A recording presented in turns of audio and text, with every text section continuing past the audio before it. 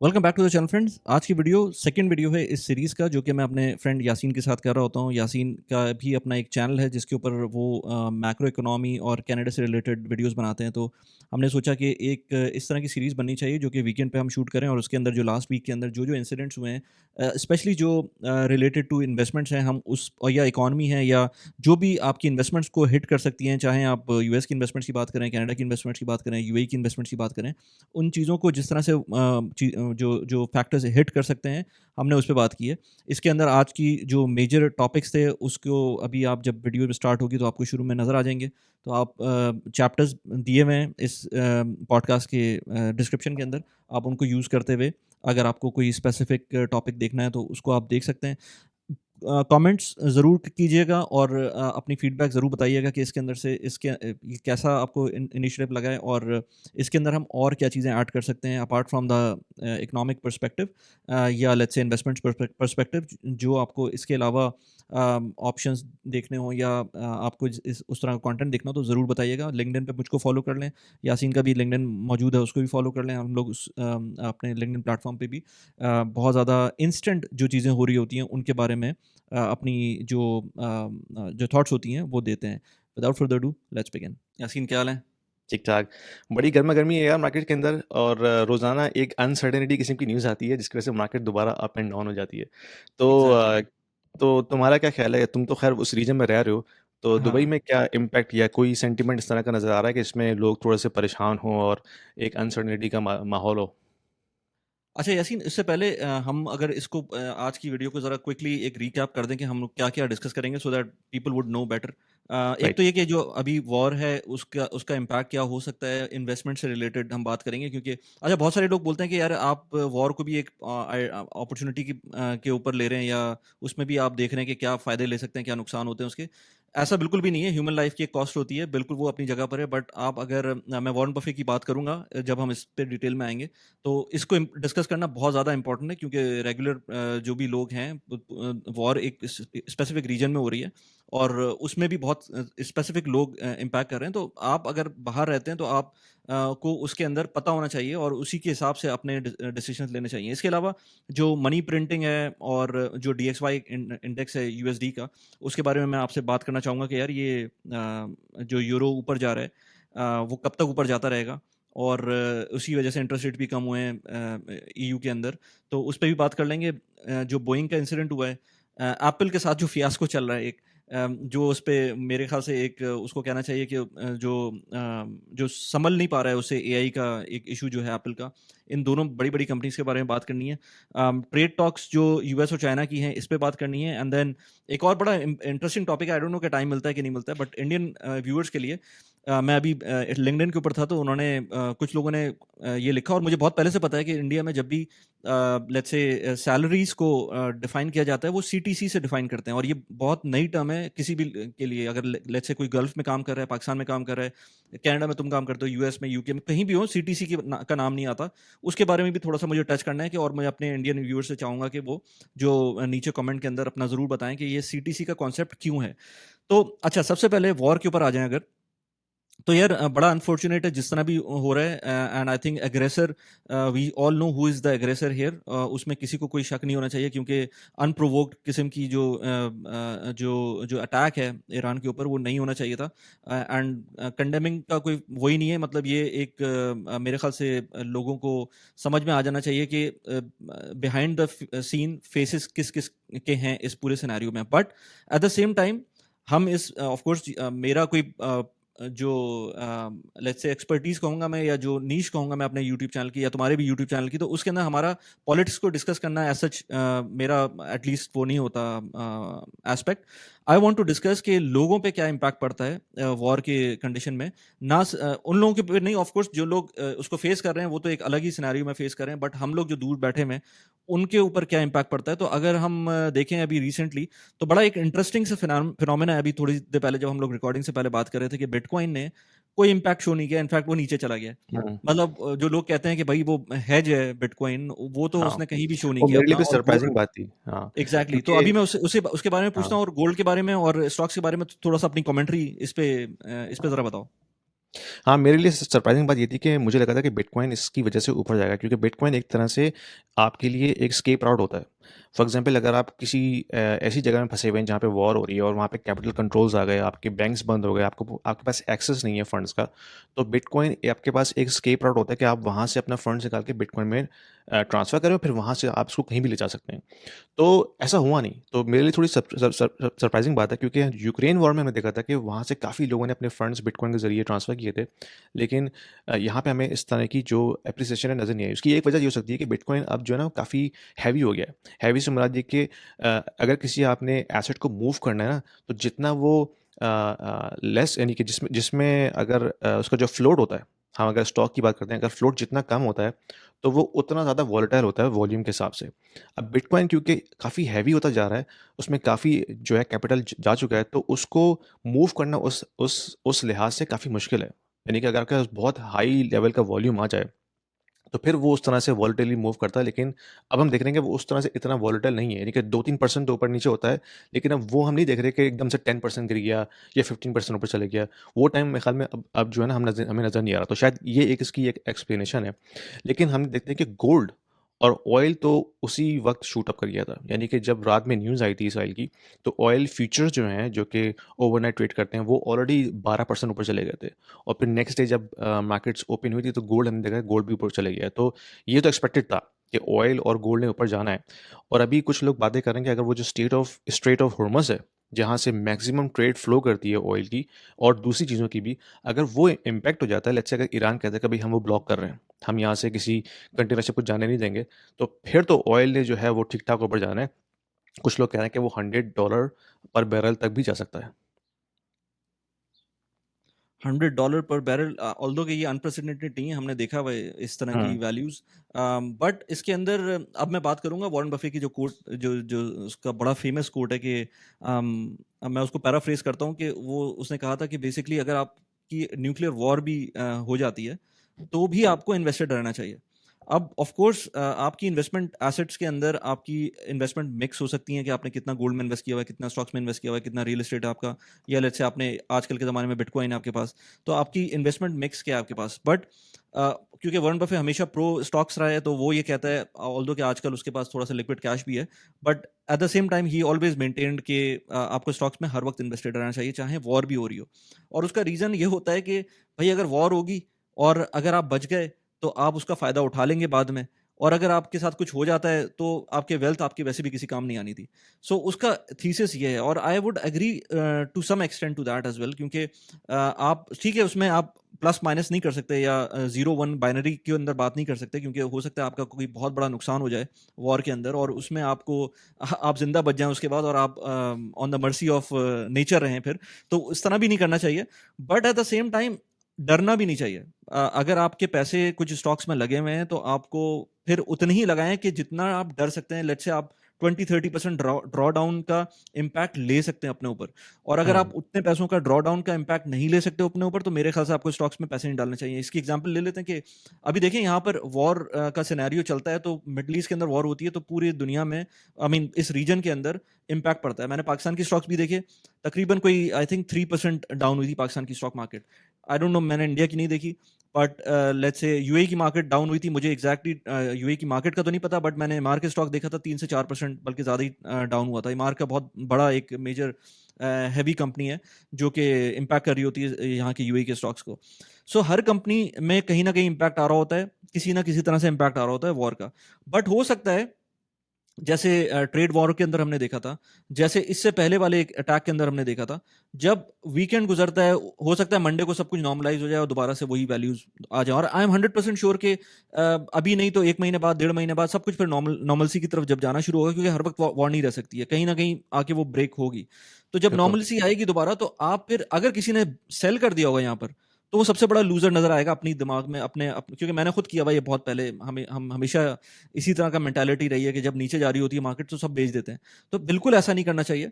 मेरे ख्याल से आपको पैसे सबसे पहले उतने ही इन्वेस्ट करने चाहिए स्टॉक्स के अंदर जितने आप बर्दाश्त कर सकें, एंड देन अगर आप उसके अंदर डबल डाउन कर सकते हैं, वैसे तो कहते हैं फॉलोइंग द नाइफ, मतलब trying to catch a falling knife is always risky, but अगर आप कर सकते हैं हम्म। उसमें डिप्स के ऊपर बाय कर सकते हैं तो it is well and good. And then portfolio का बड़ा पोर्शन एक ऐसा भी होना चाहिए जो कि सेफ हो, जिसके अंदर रियल एस्टेट भी हो सकती है, जिसमें स्टॉक्स भी जिसमें सॉरी जिसमें गोल्ड भी हो सकता है, क्रिप्टो भी हो सकता है।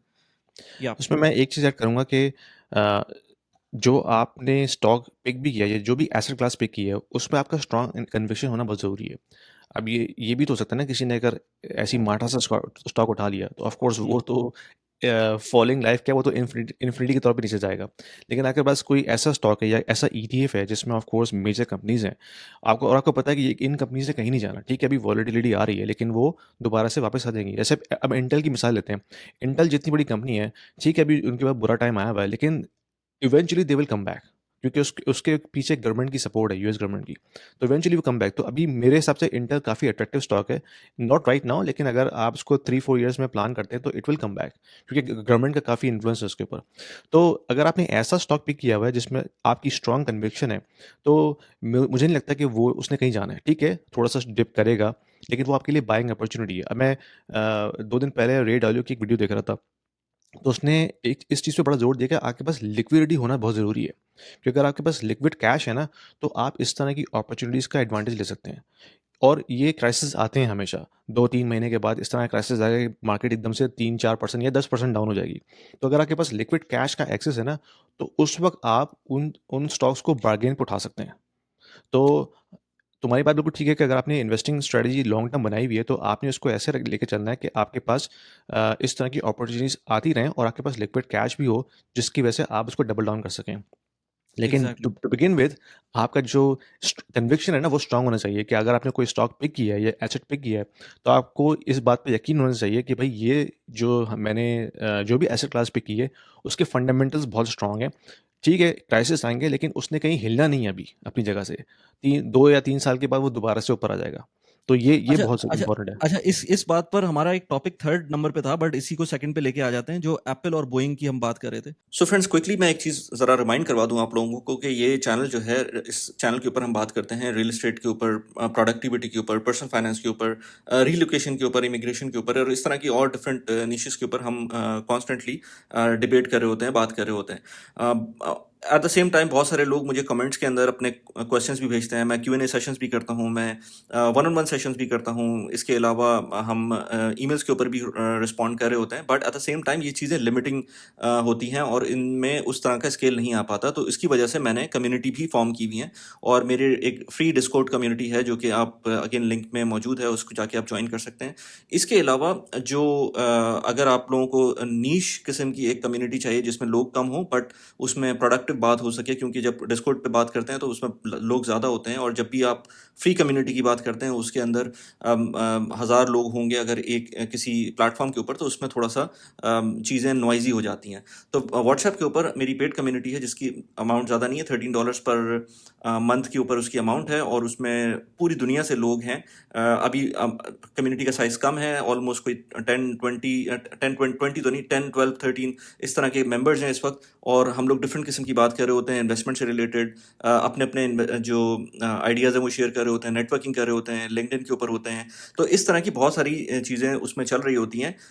स्टॉक सिग्नल की कोई कम्युनिटी नहीं है। अगर किसी ने मुझसे एक दो दफ़ा पूछा भी है तो मैं स्टॉक सिग्नल्स नहीं दे रहा होता, ना इस तरह की कोई कम्युनिटी है हमारी।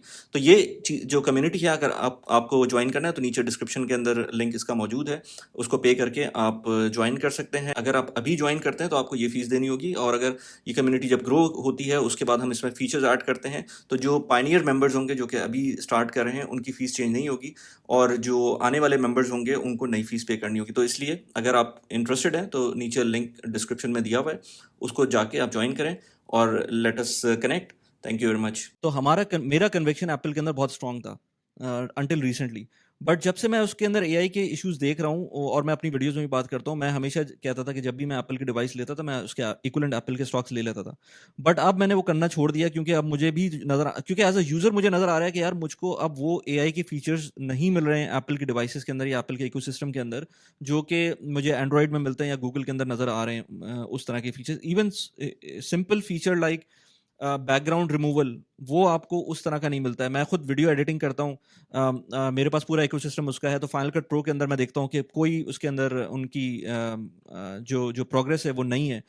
इसी तरह से जो आईफोन है उसके अंदर कोई अभी जो उन्होंने उन्होंने डब्ल्यू डी सी का जो इवेंट था उसका, उसके अंदर जो भी उसके अंदर इन्हांसमेंट दिखाई है, मुझे एटलीस्ट कोई उनमें अट्रैक्शन नहीं दिखाई। अच्छा, पहले भी ये होता था, बहुत सारे लोग पहले भी कहते थे कि यार एप्पल कोई इनोवेशन नहीं ला रहा है, और जो चीज़ें दिखा रहे हैं वो बिल्कुल पुरानी रीइटरेट कर रहे हैं उसको, पुरानी जो जो दूसरी कंपनीज ने दिखा दिया है उसको लेकर आ रहे हैं।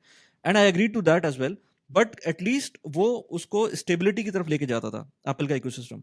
बट अब वो स्टेबिलिटी भी मुझको उस तरह से नजर नहीं आती है। So I don't know, I hope कि ये कंपनी बेहतरी की तरफ जाए, but at the same time ये कन्विक्शन जो मेरी थी, ये चीज़ें चेंज भी हो रही होती हैं। इसी तरह से हमारे एक दोस्त है, वो बहुत ज़्यादा कन्विंस था बोइंग के ऊपर।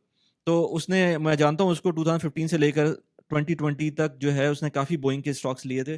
बट एक के बाद दूसरा जो क्रैश हुआ है बोइंग का, जो अभी एयर इंडिया का भी हुआ है अनफॉर्चुनेटली, उसके बाद जो है इस तरह की चीज़ें जो हैं वो चीज़ें चेंज हो रही होती हैं। तो कन्विक्शन अभी मेरी, अगर कोई पूछे तो मुझे यूएस की इकोनॉमी में अभी भी कन्विक्शन नज़र आती है कि यार वो एक ऐसी इकोनॉमी है जो कि ऊपर जा रही होती है। ऑफ कोर्स चाइना ने उसको हिट किया हुआ है अभी, but at the same time अगर ओवरऑल आपने यूएस की इकोनॉमी में इन्वेस्ट किया हुआ है, तो आपको एक लॉन्ग टर्म इम्पैक्ट नज़र आ सकता है अपनी इन्वेस्टमेंट्स का। प्लस ये कि मैं यूएई में रहता हूँ, तो यहाँ पर भी मुझको नज़र आता है कि जो यहाँ की गवर्नमेंट है, गॉड फॉरबिड अगर कोई गलत इंसिडेंट होता है यहाँ पर, तो उससे निकलने का चैलेंज कोई ले सकता है, तो यहाँ की लीडरशिप है।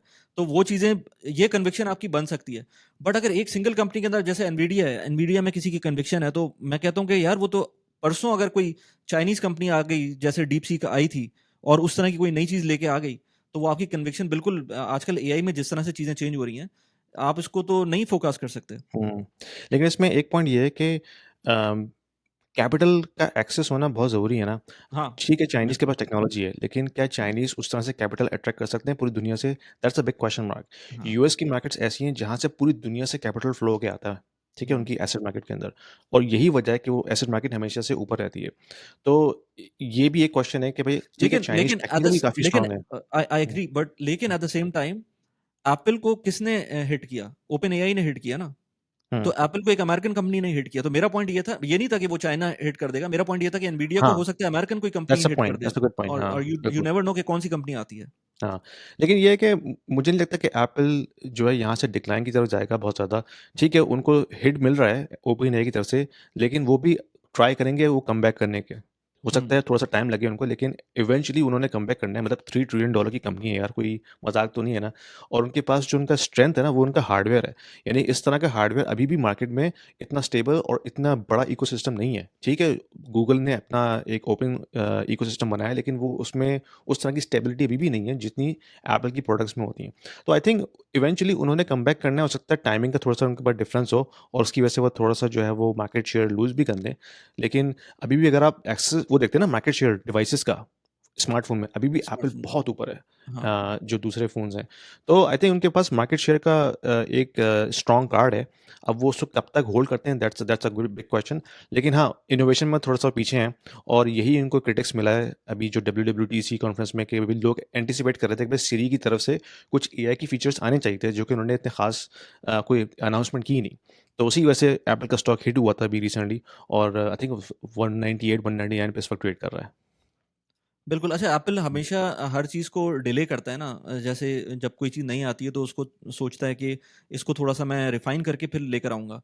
एआई के केस के अंदर मेरे ख़्याल से वो पीछे रह गए हैं, क्योंकि एआई जो है वो बहुत तेज़ी से चेंज हो रही है, रीइटरेटिव प्रोसेस है उसका। मतलब एक चीज़ आती है, 2 हुँ। हफ़्ते बाद दूसरी चीज़ आ जाती है, तीसरे हफ़्ते बाद कोई, तो इतना टाइम नहीं है एप्पल के पास कि आप उसके अंदर रिफ़ाइन कर सकें एक सेम चीज़ को।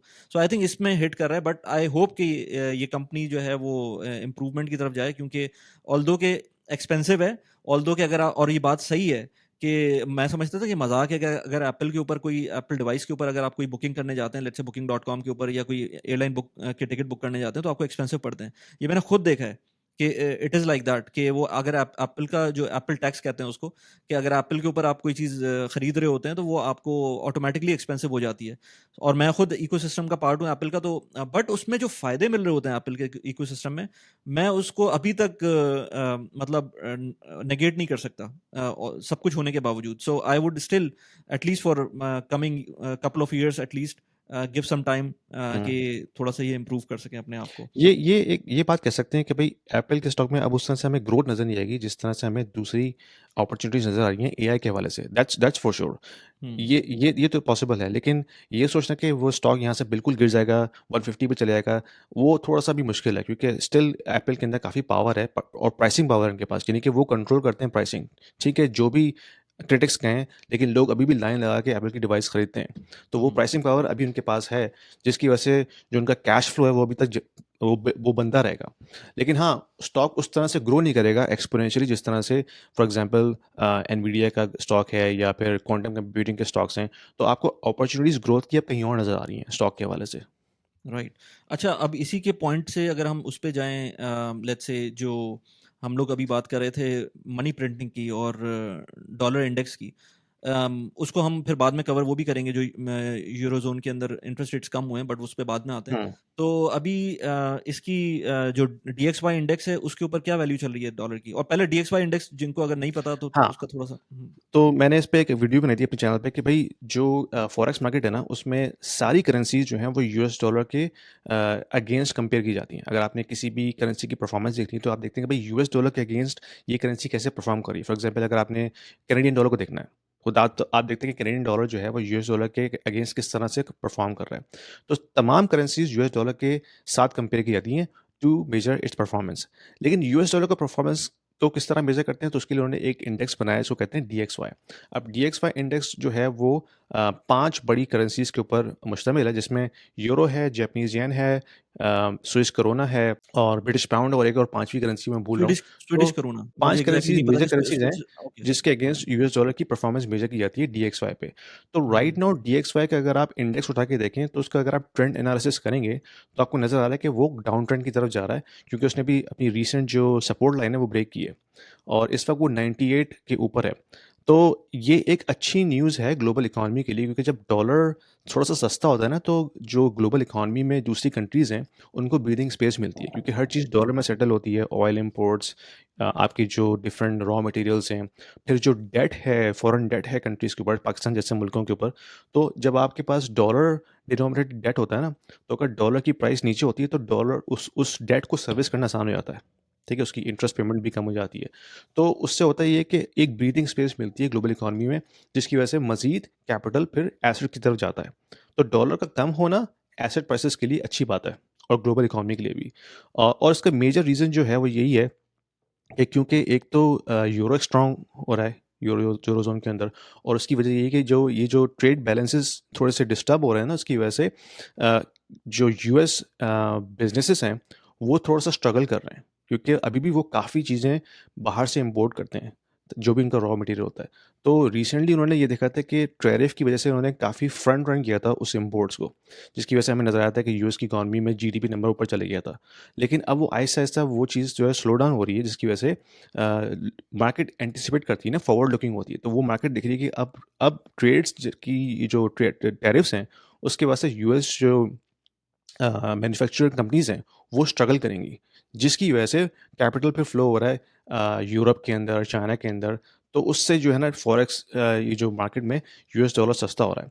तो that is impacting a lot of things, क्योंकि उसकी वजह से आपका फॉर एग्जांपल स्टॉक मार्केट्स में थोड़ा-सा बूस्ट मिलता है। लोकल जो ग्लोबल इकोनॉमीज़ हैं, दूसरी कंपनीज़ हैं, इमर्जिंग कंपनीज़ हैं, वहाँ पे कैपिटल फ्लो होता है। तो ये एक फिनोमेना है जो कि अभी हमें नज़र आएगा next I think 6 to 12 months, जब तक ये सारा अच्छा मामला सेटल नहीं होता।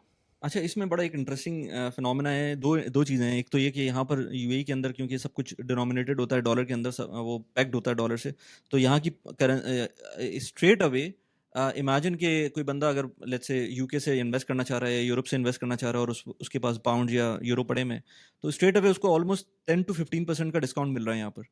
क्योंकि आज से लेट्स से 2 महीने पहले जिस लेवल के ऊपर दिरहम था या डॉलर था, उस लेवल से अब नीचे आ गया। तो नीचे यहाँ आ पर गया। एक इन्फ्लो हुँ। नज़र आता है। तो यहाँ के लिए जो है वो अच्छा भी होता है और थोड़ा-सा क्योंकि यहाँ ज़्यादातर एक्सपैट्स होते हैं, तो जो लोग पैसे बाहर भेजते हैं यहाँ से, तो उनके लिए ऑफ कोर्स वो जब डॉलर स्ट्रेंथन होता है तो उसमें ज़्यादा फ़ायदा होता है। बट ऐसे केस के अंदर जब आपके पास पैसे इन्फ्लो कर लाना होता है तो उस केस में ज़्यादा अच्छा होता है। और दूसरी पॉइंट यहाँ पर बहुत सारे लोग कहते हैं कि आप अगर लेट्स से डॉलर ने 10% का डिप ले लिया है किसी वजह से, अब आपके स्टॉक्स भले 5% ऊपर चले गए हों, लेकिन वो आपने बेसिकली नेगेट 5% नेगेटिव में आ गए। बट उस पॉइंट पर आपका जो ग्लोबल, अगर आपने कोई ऐसा एसेट लिया हुआ है जो कि डिनोमिनेटेड होता है डॉलर में, बट उसका जो बैकिंग होती है वो डिफरेंट करेंसीज में होती है, क्योंकि कंपनीज डिफरेंट होती हैं। इसी तरह से इवन यूएस की जो कंपनीज होती हैं, लेट्स से अगर मैं बात करूं बोइंग की बात करें, या लेट्स से एप्पल की बात करें, या स्टारबक्स की, या किसी भी कंपनी की बात करें, इनकी डॉलर डिनोमिनेटेड अर्निंग्स तो होती हैं, बट क्योंकि सिर्फ यूएस का ऑपरेशन नहीं होता, पूरी दुनिया में ऑपरेशन चल रहा होता है, तो वहाँ की करेंसीज भी उसके अंदर एड अप हो जाती हैं, तो आपका इतना ज़्यादा इम्पैक्ट होता है डॉलर का, लेकिन इतना ज़्यादा नहीं होता। बट अगर आप ग्लोबल ईटीएफ के अंदर चले जाते हैं, या ग्लोबल इन्वेस्ट कर रहे होते हैं, ग्लोबली इन्वेस्ट कर रहे होते हैं, तो आपके पास, मैं अभी वही देख रहा था कि जो हमारा एक ईटीएफ है VWRA का, जो अनप्रेसिडेंटली तो नहीं बोलूंगा, बट अच्छा खासा वो ऊपर जा रहा है। और उसका सिर्फ रीज़न ये नहीं है कि लेट्स से यूएस के स्टॉक्स थोड़े से ऊपर चले गए। यूएस के स्टॉक्स तो ऊपर गए, बट क्योंकि उसका इम्पैक्ट जो है, या एक्सपोजर जो है, वो तो ऑलमोस्ट 30-35% बाहर की मार्केट्स का भी है, तो क्योंकि यूएस डॉलर नीचे चला गया है, तो डॉलर टर्म्स के अंदर उसकी स्टॉक की प्राइस ऊपर चली गई है। तो ये चीज़ें अगर आपको समझ में आ जाएंगी, तो हुँ। आप बेसिकली अपना इन्फॉर्म डिसीजन ले सकते हैं। आपको ये नहीं पता कि जो है ना कल कौन सी स्टॉक ऊपर जाता है, नीचे जाता है, बट आपकी जो इन्फॉर्मेशन है वो पूरी होनी चाहिए। आपको पता होना चाहिए कि ये ऊपर क्यों जा रहा है, नीचे क्यों जा रहा है। अगर आपको ये पता ही नहीं होगा और ऊपर जाने में आप खुश हो रहे होंगे, आप बैक ऑफ द माइंड आपको पता होगा, पता ही नहीं होगा कि यार ये इस वजह से नीचे जा रहा है और ये मेरे लिए नुकसान ही है, क्योंकि इसके अंदर बेसिकली यूएस की अपनी करेंसी जो है वो डिप्रिशिएट कर रही है। बिल्कुल, ऐसा ही है। क्योंकि बहुत सारे फैक्टर्स होते हैं ना जो कि मार्केट को इम्पैक्ट करते हैं। सिर्फ़ इकॉनमी लोकल इकॉनमी ही इम्पैक्ट नहीं करती, जो ग्लोबल इकॉनमी है, फिर ग्लोबल इकॉनमी में जो ये जो फॉरेक्स के रिस्क होते हैं, करेंसी के काफ़ी रिस्क होते हैं, स्पेशली अगर आपके एक्सपेंसेस उस करेंसी में नहीं हैं।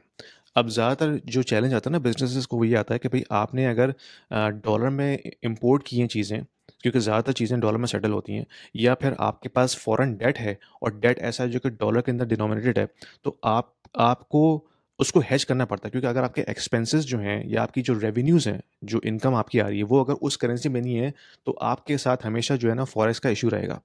क्योंकि डॉलर अगर स्ट्रांग होता है तो फिर आपका जो डेट एक्सपेंसिव हो जाता है, आपकी रॉ मटेरियल एक्सपेंसिव हो जाती है, लेकिन आपकी जो इनकम है वो लोकल इकॉनमी से आ रही है, वो तो लोकल करेंसी में ही सेटल होगी।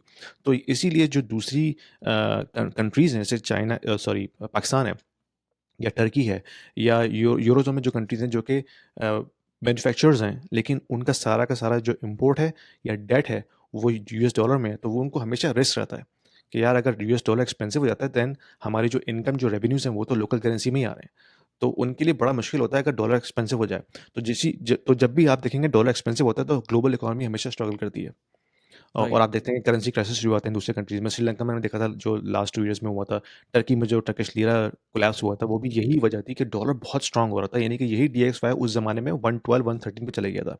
तो उसकी वजह से आप देखते हैं कि जो दूसरी इमर्जिंग इकोनॉमीज़ हैं, वहाँ पे फॉरेक्स जो करेंसी क्राइसिस है वो शुरू हो जाता है। ठीक है, बिल्कुल। अच्छा, इसके अंदर तुम अक्सर एक बात करते हो, हम लोग हालाँकि सोच रहे थे कि इस बात पे टॉपिक पे बात करनी है, क्योंकि ये लंबा हो जाएगा अदरवाइज़।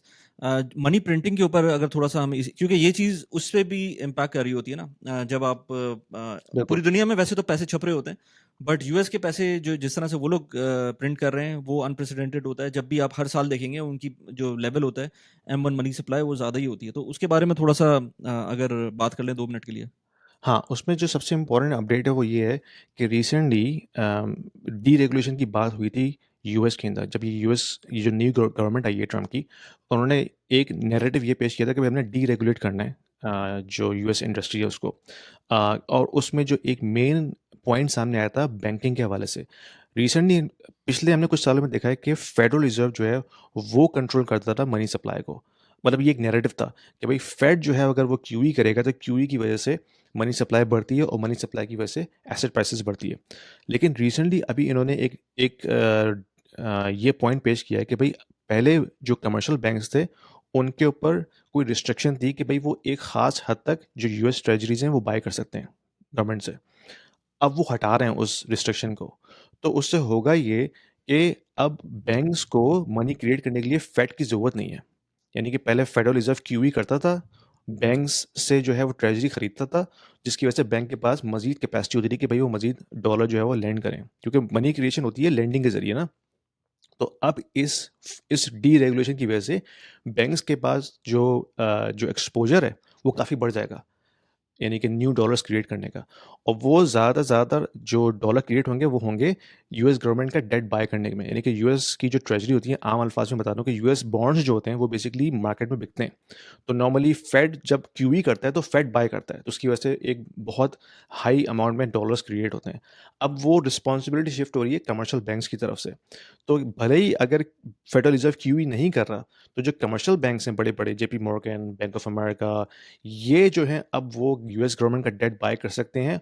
और यूएस गवर्नमेंट मेरे ख्याल में उनको फोर्स करेगी कि वो एक खास परसेंटेज अपने एसेट्स की यूएस ट्रेजरी में रखें, जिससे क्या होगा कि नए डॉलर्स क्रिएट होंगे यूएस इकोनॉमी में, जिसकी वजह से ऑफ कोर्स एसेट प्राइसेस बढ़ेगी, इन्फ्लेशन बढ़ेगी। तो that is the new thing, ये अभी रिसेंटली अनाउंस हुआ है पिछले हफ्ते में, ये जो जिससे हमें बिग ब्यूटीफुल बिल है उसके अंदर ये उसका पार्ट था ये? उसमें था, हाँ, बिल्कुल। अच्छा। तो हुँ। अगर ये हो जाता है तो दैट मीन्स जो अब नए डॉलर्स मज़ीद क्रिएट होंगे, उससे मज़ीद जो है ना इन्फ्लेशन होगी और एसेट प्राइसेस तो इमीडिएटली उस पे रिस्पॉन्ड करेंगे, जिसमें ऑफ कोर्स स्टॉक्स हैं, राइट। बिटकॉइन है और रेज़िडेंशियल रियल एस्टेट भी उसमें शामिल है। अच्छा, इसी का पॉइंट यही पॉइंट है ना कि लोगों को इन्वेस्टमेंट करनी चाहिए। अब आप अगर सिर्फ़ डॉलर रख के बैठेंगे, चलो बिल्कुल। गोल्ड भी किसी हद तक सही है, बट अगर सिर्फ़ डॉलर रख के बैठेंगे उसका तो किसी सूरत भी कोई फ़ायदा नहीं है अगर आपका करंट अकाउंट के अंदर पैसे पड़े हुए हैं। आपको और इवन सेविंग्स अकाउंट के अंदर भी आजकल बहुत ज़्यादा पैसे तो मिल नहीं रहे होते, तो आपको एसेट्स के अंदर इन्वेस्टमेंट लाज़मी करनी चाहिए, चाहे वो रियल एस्टेट हो, चाहे वो स्टॉक्स हो, चाहे वो गोल्ड हो, चाहे वो अब तो मैं बिटकॉइन को पहले मैं कहता था कि ना करें, लेकिन आई मीन अब मैं कौन होता हूँ कहने वाला, इतने इट सारे इज़ लोग उसमें बिकमिंग अ कर रहे रियलिटी हो। नाउ। हाँ। हाँ, आई मीन हाँ, आई मीन जस्ट नोबडी कि वो उसको कुछ कहे, जिसको करना है वो करे, बट उसमें रिस्पॉन्सिबली करे और उसको उसके सारे रिस्क समझ ले उसको उसमें करने से हाँ। पहले। अच्छा, हमने ट्रेड टॉक्स की बात नहीं की अभी, जो यूएस और उसके दरमियान, चाइना हाँ। के दरमियान चल रहे थे। उसमें हुआ ये है कि खबरें तो आ गई कि भाई यूएस और चाइना में डील हो गई है, और ट्रम्प ने जो है ट्वीट भी की थी कि भाई हमारी डील साइन हो चुकी है और everything will be back to normal. लेकिन बाद में जो खबरें आई हैं वो ये कि कोई सब्सटेंशियल एग्रीमेंट साइन नहीं हुआ, यानी कि ना तो ट्रेड के जो टैरिफ है चाइना पे वो रिड्यूस हुआ, अभी वो 35% है, और ना ही चाइना को एक्सेस मिला है जो चिप्स हैं, यूएस चिप्स हैं, उनको ख़रीदने का। तो कोई सब्सटेंशियल एग्रीमेंट इस तरह का साइन नहीं हुआ। पता नहीं वो ट्रम्प ने या जो उनकी जो जो टीम है उन्होंने किस तरह से ये अनाउंसमेंट कर दी।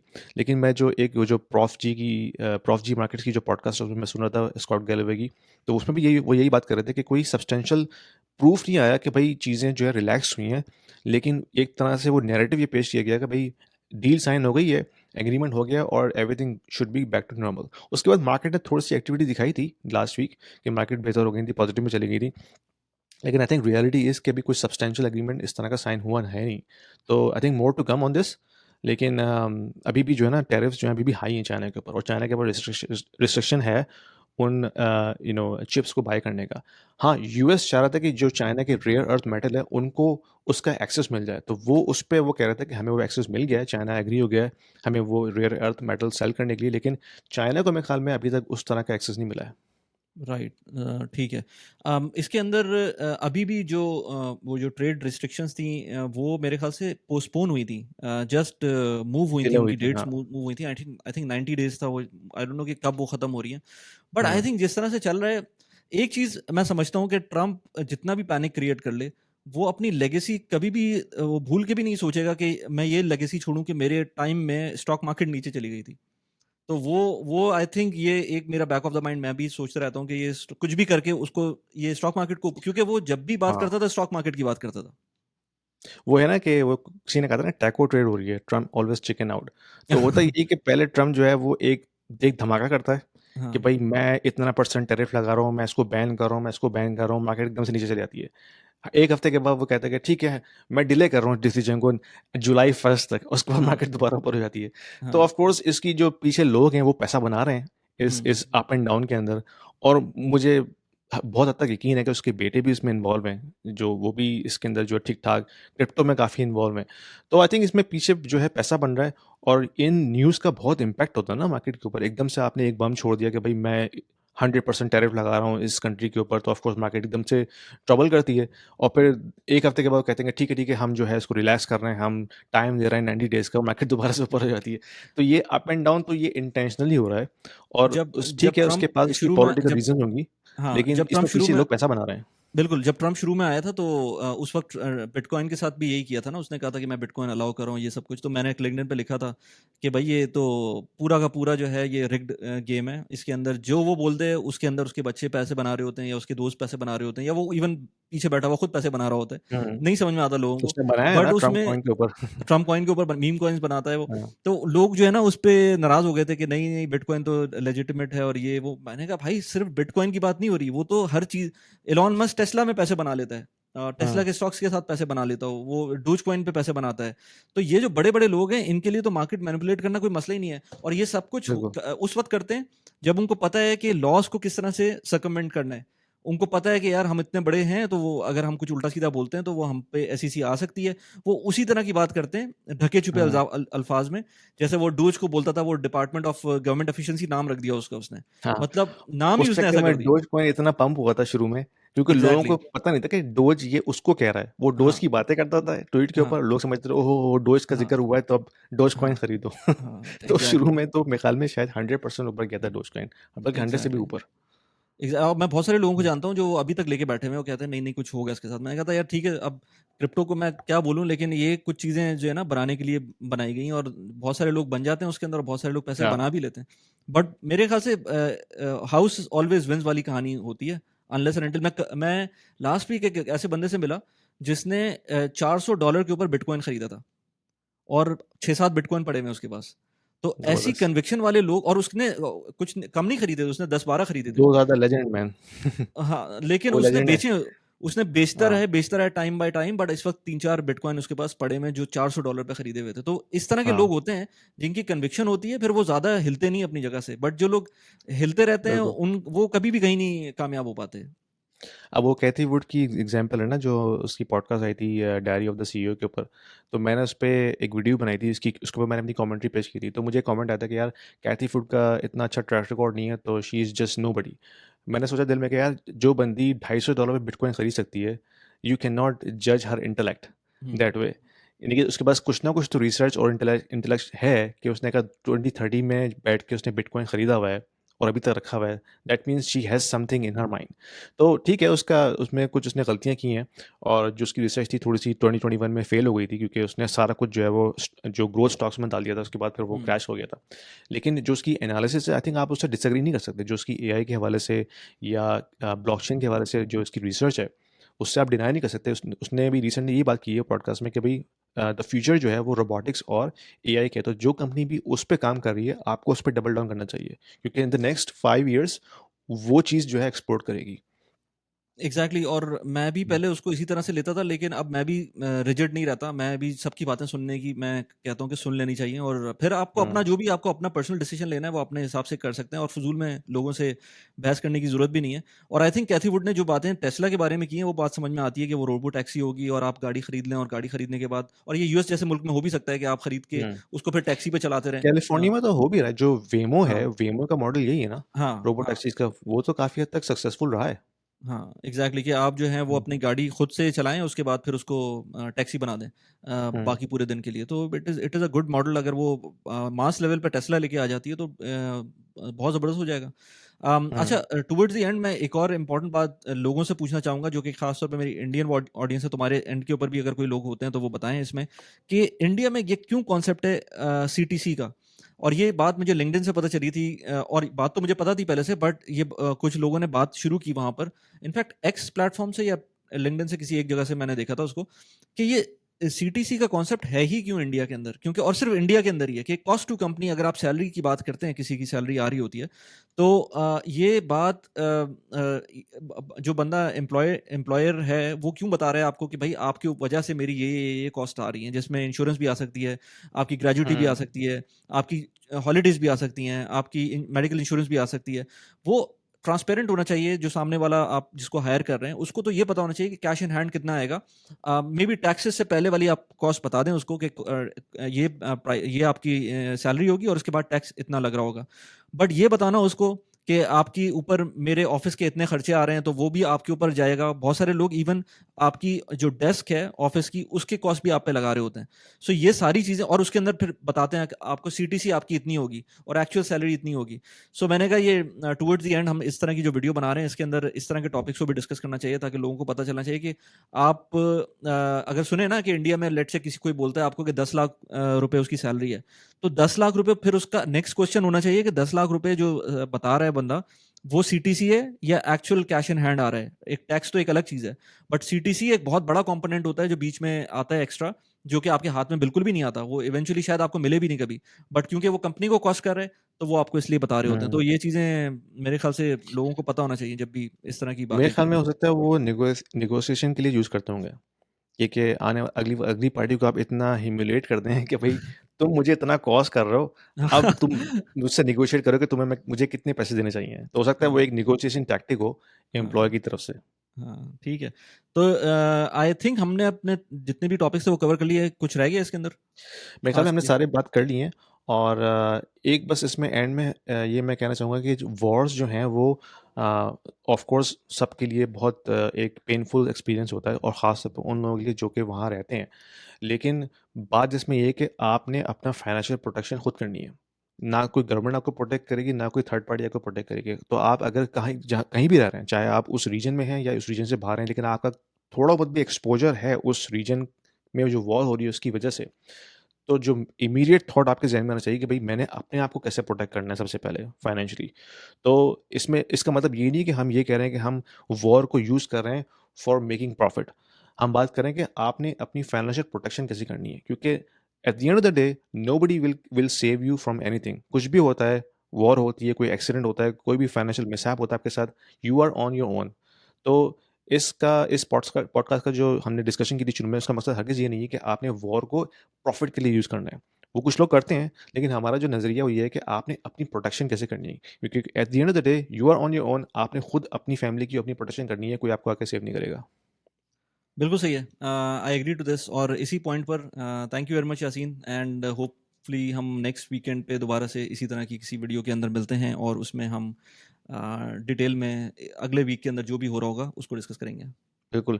और जो ऑडियंस है, सुनने वाले, देखने वाले, प्लीज़ हमें कमेंट्स में अपना फीडबैक दीजिए। ये एक एक्सपेरिमेंट हमने स्टार्ट किया है, ये हमारी सेकंड एपिसोड है और अगर हमें अच्छा फीडबैक मिलता है तो हम इसको मज़ीद कंटिन्यू करेंगे और उसमें मज़ीद चीज़ें ऐड करेंगे। तो प्लीज़ हमें बताइए कि आप इसमें और क्या-क्या चीज़ें सुनना चाहते हैं। इस वक़्त अभी तो हम इसको वीकली जो इवेंट्स हैं उस तक महदूद रख रहे हैं, लेकिन अगर अगर आपने इसमें कुछ और भी ऐड करवाना है तो प्लीज़ हमें फीडबैक दीजिए। We will definitely consider that. Thank you very much. Thank you वली। Thank you. Thank you.